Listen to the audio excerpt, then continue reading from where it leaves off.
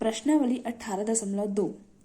इसमें पहला क्वेश्चन क्या दिया है, दी गई पहली परिमेय संख्या में से दूसरी परिमेय संख्या को घटाइए। मतलब ये पहला परिमेय संख्या है और ये दूसरा परिमेय संख्या है।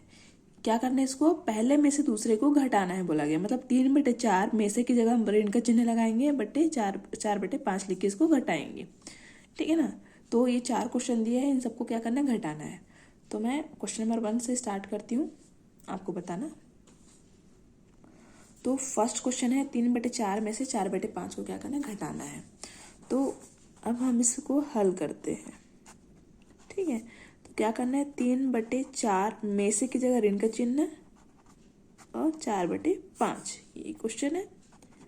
सबसे पहले क्या करेंगे, 4 और 5 का हमको लघुत्तम लेना पड़ेगा। तो 4 और 5 का डायरेक्ट या फिर आप गुना कर लो, 4 पंचे 20, या फिर आप इसका एलसीएम निकाल लो। अब एलसीएम कैसे निकालते हैं आपको पता ही है, 4 और 5। अब इसका क्या करेंगे, 4 और 5 सबसे पहले हम सम संख्या का लेते हैं। ठीक है ना, अगर सम नहीं है तब विषम है। अब सम यहाँ पे 4 है तो हम 2 से भाग देंगे, 2 दूनी 4, 5 को ऐसे उतार दो। फिर अब अभी भी हमारे पास सम है, इसलिए फिर से 2 से करेंगे, 2 एकम और 5 को उतार दो। अब ये भी विषम, ये भी विषम। ठीक है ना, तो हम क्या करेंगे, 1 का तो कोई वैल्यू नहीं है ना। 1 के बाद 3, 3 के पहाड़े में आता है कि नहीं आता है, इसलिए हम डायरेक्ट किस लेंगे, 5 से। 5 एकम 5, तो हमारा क्या निकला, 2 दूनी 4, 4 पंचे 20, आ गया 20। तो तुम लोग या तो डायरेक्ट गुना करो या तो फिर एलसीएम निकाल लो। एलसीएम निकालना सीखोगे तो ज़्यादा अच्छा है, क्योंकि हर बार आपका गुना करने पे सही आएगा ये ज़रूरी नहीं है। बहुत लंबा, कभी कभी बड़ा अगर रहता है डिजिट्स, मतलब संख्या अगर बड़ा है तो गुणा में बड़ा आंसर आ जाता है, लेकिन एलसीएम लेंगे तो बिल्कुल सही और सटीक आंसर निकलेगा। ठीक है, तो हमारे पास 20 आ गया। अब 20 क्या करते हैं, यहाँ पे 20 लिखते हैं, बटे जो नीचे में है 4, तो 4 गुणित कितना, जो ऊपर में है 3 ऋण, फिर से 20 बटे नीचे में है 5, तो 5, फिर गुणा का निशान, जो 4 यहाँ पे। ठीक, फिर 4 का पहाड़ा ऐसे पढ़ो कि 20 है तो 4 पंचे कितना, 20, तो 4 पंचे 20। अब 5 के पहाड़े में पढ़ेंगे तो 5 चौक 20। तो दोनों यहाँ पे जो है उसको लिखेंगे अब यहाँ पे 5 गुणित 3 ऋण का चिन्ह, फिर यहाँ पे 4 गुणित 4 बटे 20। ठीक, 5 दिया 15, 4 चौक 16 बटे 20। अब यहाँ पे बड़ा संख्या ये है तो 16 में 15 घटेगा, तो 16 में 15 घटेगा तो 1 बचेगा, 1 बटे 20।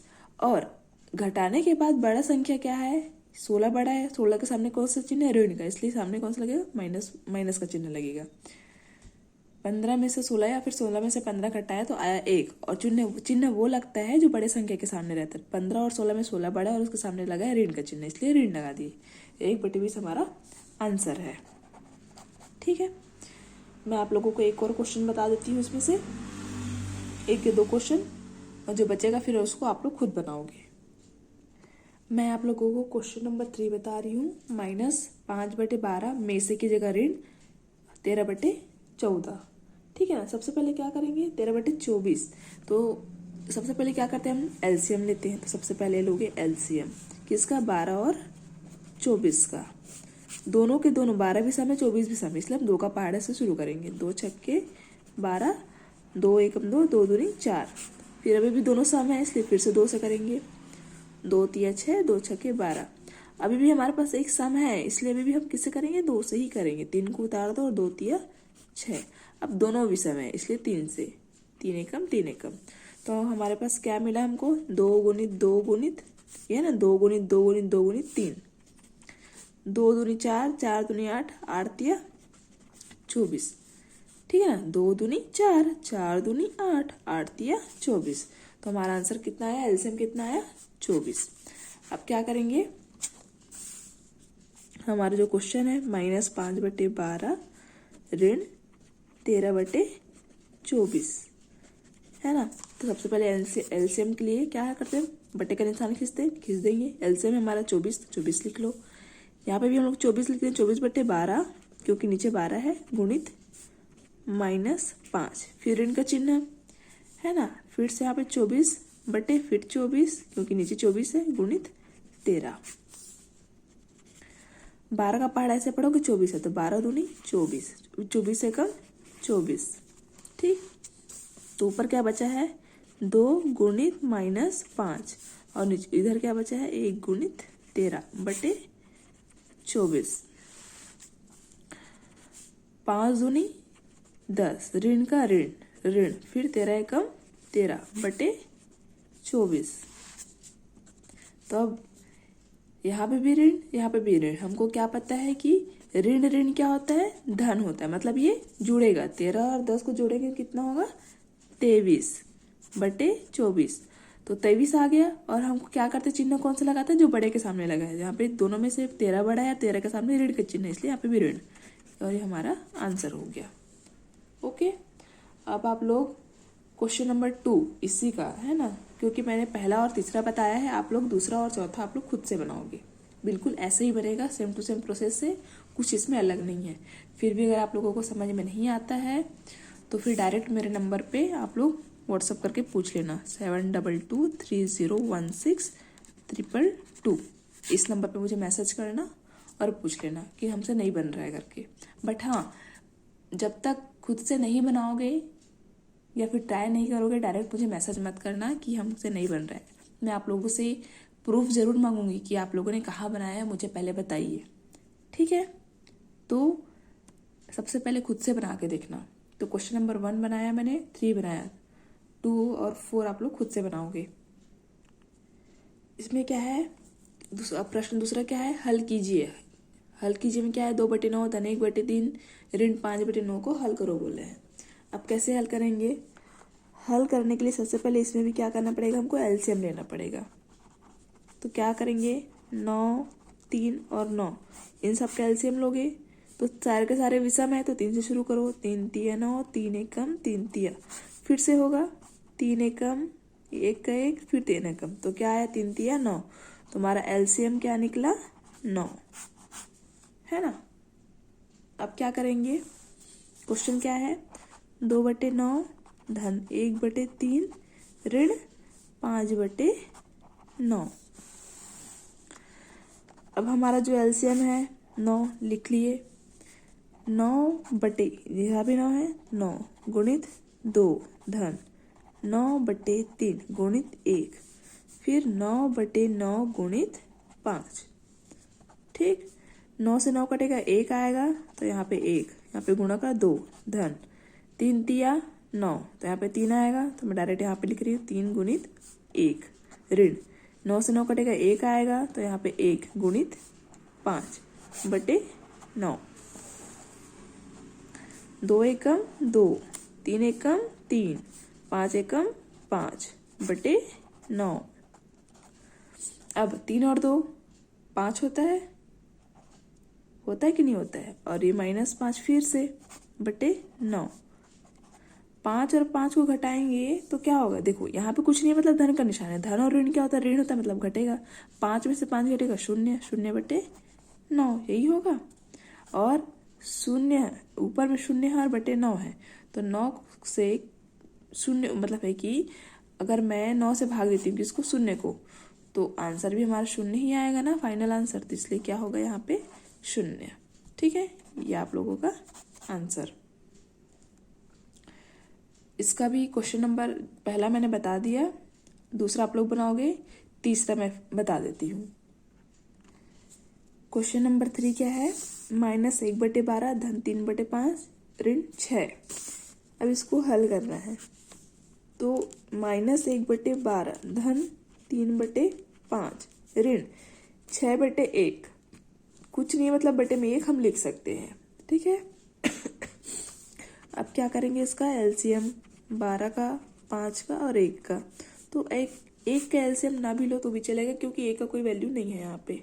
ठीक है ना, तो हम क्या करते हैं 1 को नहीं लेते हैं, 12 और 5 का एलसीएम लेंगे। तो हमारे पास 12 अभी सम है, इसलिए सम से शुरू करते हैं। 2 छक्के 12, 5 को उतार दो।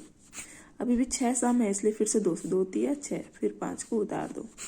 अब 3 और 5 दोनों भी सम है, लेकिन 3 छोटा है, इसलिए हम 3 से शुरू करेंगे। 3 एकम, 5 को उतार दो, फिर 5 एकम, तो क्या क्या आया 2 गुणित 2 गुणित 3 गुणित 5। तो हमारा आंसर क्या होगा 2 दूनी 4, 2 दूनी 4, 4 तिया 12 और 12 पंचे कितना होता है 60। तो हमारा एलसीएम कितना निकला 60। ये क्या है हमारा एलसीएम। ठीक, अब क्या करेंगे, अब इसके आगे सॉल्व करेंगे। पहले क्वेश्चन को फिर से उतार लेते हैं। -1/12 धन 3/5 ऋण 6/1। अब बड़ा सा एलसीएम का निशान, यहाँ पे आ गया 60। 60 बटे क्या होगा 12 है नीचे में, तो इसलिए 12 गुणित 1 का यहाँ पे 1 धन, फिर 60 बटे वहाँ पे 5 है इसलिए 5 गुणित 3, फिर 60 बटे कितना 1 गुणित कितना 6। ठीक, अब 12 का पहाड़ा ऐसे पढ़ो कि 60 है, 12 पंचे 5 आया, तो मैं डायरेक्ट यहाँ पे लिखती हूँ 5 गुणित, यहाँ पे 1 है इसलिए 1 धन, 5 का पहाड़ा ऐसे पढ़ो कि 60 में कटे, तो 5 एकम 5, तो 1 बच गया, 6 में 5 बचे 1 बचेगा, तो 1 कितना बन जाएगा 10 बन जाएगा, तो 5 दूनी 10। ठीक है ना, तो 5 का पहाड़ा 12 बार पढ़ेंगे तो 60 में कटेगा, या फिर अगर ऐसे समझ में नहीं आ रहा है तो 5 को 60 से भाग दे देना। 5 एकम 5, 6 में 5 गया 1, ये 0 उतर गया, 5 दूनी 10। ठीक, तो क्या आया 12 आया, तो यहाँ पे 12 गुणित 3, फिर 1 से 60 को भाग देंगे तो 60 ही आएगा, गुणित 6 बटे 60।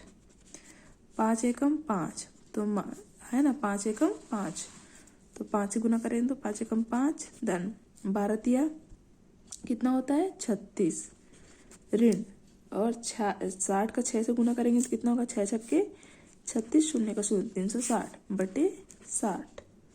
इसके बाद क्या होगा, अब यहाँ पे -5 और 36, माइनस प्लस क्या होता है माइनस, और प्लस होता है माइनस, मतलब घटेगा, तो 36 में से 5 को घटाएंगे तो कितना बचेगा हमारे पास, जल्दी बताओ 31 बचेगा, है ना। और बड़े संख्या कौन है 36 बड़ा है, मतलब धन का चिन्ह ही लगेगा, मतलब कुछ लगाने की जरूरत नहीं है, -360 बटे 60। अब 360 में से कितना 31 को घटाओगे तो कितना आएगा 329 बटे 60, और बड़ी संख्या के सामने ऋण है इसलिए ऋण। तो यहाँ तक आपका इसको आंसर मान सकते हो, या फिर इसको और भाग दोगे तो आपका आंसर आएगा -5 सहित 2 -5 सहित गॉड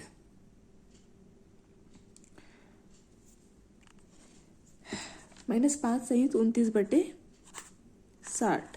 और ये वाला भाग मैंने भाग कैसे देते हैं, किस चीज़ को सामने लिखते हैं, ये कैसे आता है, इस तरह का मैंने आप लोगों को ऑलरेडी पहले ही समझा दिया है।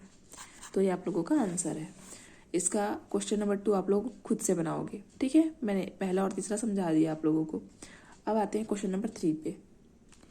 अब अगला क्वेश्चन क्या है कि 3/8 में क्या जोड़े कि योगफल 11/12 हो जाए, है ना। बोले कि अब क्या जोड़ोगे 3/8 में, क्या आपको फाइनल आंसर कितना मिले 11/12। तो हमको तो नहीं पता उसने क्या ही जोड़ा होगा, तो हम मान लेते हैं कि x जोड़ा, माना x जोड़ने पर, ठीक है। तो क्या करेंगे 3/8 धन x बराबर 11/12 हुआ ना। 3/8 में x जोड़ने पर हमारा आंसर 11/12 होगा। अब क्या होगा, हमको x का मान निकालना पड़ेगा कि क्या ही जोड़े होंगे, तो x को छोड़ के उसके साथ जो भी होगा उसको क्या करेंगे पक्षांतर कर देंगे। तो x बराबर 11/12 पहले लिख दो। अब इसको इधर लाना है, यहाँ पे 3/8 के सामने कुछ नहीं, मतलब धन का निशान है, और धन का निशान जैसे ही बराबर किस पर आता है मतलब क्या हो जाता है ऋण में कन्वर्ट हो जाता है, इसलिए ऋण 3/8। अब क्या करेंगे इसका एलसीएम लेंगे, तो उसका एलसीएम कितना होगा 12 और 8 का एलसीएम। देखो दोनों सम है इसलिए 2 से शुरू करेंगे, 2 छक्के 12, 2 चौक 8। अभी भी दोनों सम है इसलिए फिर से 2 से, 2 तिया 6, 2 दूनी 4। अभी क्या एक सम है कि भी सम है, इसलिए पहले सम को खत्म करेंगे। 2 एकम 3 को उतार दो, फिर 3 एकम, ठीक। तो क्या आया 2 दूनी 4, 4 दूनी 8, 8 तिया 24। तो हमारा एलसीएम क्या आया है 24, ठीक। तो अब यहाँ पे क्या करते हैं हमको पता है ना, 24 को लिखते हैं बटे 12 गुणित 11, फिर यहाँ पे भी 24 बटे 8 गुणित 3, ठीक। 12 का पहाड़ ऐसे पढ़ोगे 24 आए, तो 12 दूनी 24, तो यहाँ पे 2 आएगा, गुणित 11। 8 का पहाड़ ऐसे पढ़ोगे 24 आए, तो कितने बार में आता है 24 बताओ, जल्दी बताओ जल्दी। 3 ही बार में तो आता है क्या, तो 8 तिया 24 गुणित 3/24। 11 दूनी 22, 3 तिया 9/24। 22 में से 9 घटाएगा तो कितना आएगा 13, 13/24। और यही आप लोगों का आंसर है। मतलब 3/8 में 13/24 जोड़े होंगे तब हमको 11/12 मिला होगा। ठीक है, तो ये आप लोगों का आंसर हुआ। क्वेश्चन नंबर 4 क्या है, 13/25 में क्या घटाएं कि हमें 19/25 प्राप्त हो। अब यहाँ पे भी पूछ रहा था क्या घटाओगे कि तुम्हारा आंसर 19/25 हो, तो हमको तो नहीं पता, इसलिए हम मान लेते हैं कि हमारा x घटाने पर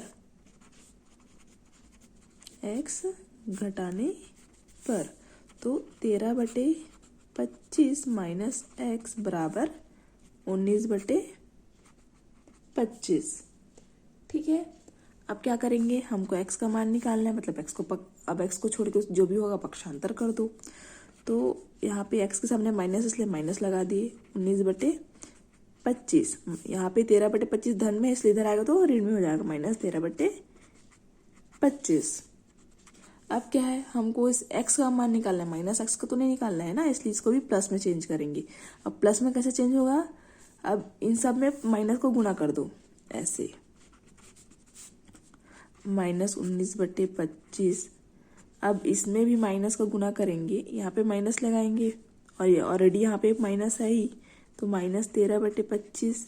ठीक है ना, मतलब ये वाला पूरा क्या कर दी, कोष्टक में कर दिया, इसमें माइनस से गुणा कर दी हूँ। ठीक है ना, तो माइनस माइनस क्या हो गया, ये माइनस माइनस प्लस होता है, इसलिए प्लस x हो गया। ये माइनस 19/25 हो गया, और ये माइनस माइनस फिर यहाँ पे प्लस हो गया 13/25। तो x बराबर, अब क्या करूंगी, यहाँ पे एलसीएम लेंगे तो 25 यहाँ पे भी 25, मतलब लघुत्तम 25 ही आएगा, है ना। तो डायरेक्ट मैंने लिख लेती हूँ 25। तो अब यहाँ पे लघुत्तम 25 है, तो भाग देंगे तो 25/25 गुणित 19 होगा। तो यहाँ पे भी 25/25 गुणित 13 होगा, है ना। तो अब क्या आएगा, कटेगा तो एक ही होगा, तो -1/19 धन 1 गुणित 13/25। अब 1 से गुना करोगे तो 19 से आएगा, धन 13/25। अब 19 में से 13 को माइनस करोगे कितना आएगा, 6 आएगा, तो 6/25, और बड़े संख्या के सामने माइनस, इसलिए माइनस। ये आप लोगों का आंसर। अब प्रश्न पांचवा क्या है, सत्य असत्य लिखिए तथा असत्य कथनों को सही करके लिखो बोला है। तो सत्य असत्य को पहले देखना है, जैसे कि 3/5 का योज्य प्रतिलोम, मतलब योज्य प्रतिलोम मतलब इसका उल्टा, तो -3/5 का उल्टा क्या होगा, इसका योज्य प्रतिलोम 5/3 होगा, ये तो नहीं होगा ना, तो ये क्या है, गलत है। तो इसका सही कथन क्या होगा, ये क्या है, असत्य है। तो सत्य कथन क्या होगा, इसका योज्य प्रतिलोम होगा 5/-3, मतलब यहाँ पे माइनस है तो यहाँ पे भी होना चाहिए ना, उल्टा लिखना है। 3/5 का 5/3 तो लिखा, लेकिन ये माइनस लगाना भूल गया, इसलिए यहाँ पे माइनस। ठीक है, अब लिखा है 4/5 ऋण 7/9 बराबर 7/9 माइनस 4/6। क्या ये सत्य है या फिर असत्य है, तो ये भी क्या है, असत्य है। इसका सत्य कथन क्या होगा, 4/5 माइनस 7/9 बराबर 4/5 माइनस 7/9। ठीक है, उसके बाद क्या है कि जीरो को किसी भी संख्या में से घटाने पर मान अपरिवर्तित रहता है। तो ऐसा ही होता है ना, जैसे कि तुम 5 में से 0 को घटाओगे तो 5 ही आएगा, 10 में से 0 को घटाओगे 10 ही आएगा ना।